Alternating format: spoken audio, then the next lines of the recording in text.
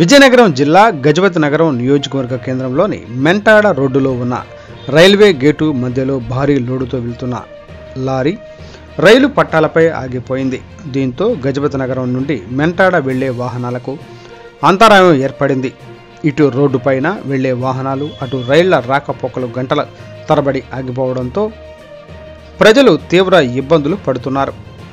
JCB సహాయంతో పట్టాలపై ఆగిపోయిన లారీని తొలగించేందుకు పోలీసులు ప్రయత్నిస్తున్నారు. విజయనగరం జిల్లా గజపతి నగరం నియోజకవర్గ కేంద్రంలోని మెంటాడ రోడ్డులో ఉన్న రైల్వే గేటు వద్ద మధ్యలో భారీ లోడుతో వెళ్తున్న లారీ రైలు పట్టాలపై ఆగిపోయింది. దీంతో గజపతి నగరం నుండి మెంటాడ వెళ్లే వాహనాలకు అంతరాయం ఏర్పడింది. ఇటు రోడ్డుపైన వెళ్లే వాహనాలు, అటు రైళ్ల రాకపోకలు గంటల తరబడి ఆగిపోవడంతో ప్రజలు తీవ్ర ఇబ్బందులు పడుతున్నారు. జేసీబీ సహాయంతో పట్టాలపై ఆగిపోయిన లారీని తొలగించేందుకు పోలీసులు ప్రయత్నిస్తున్నారు.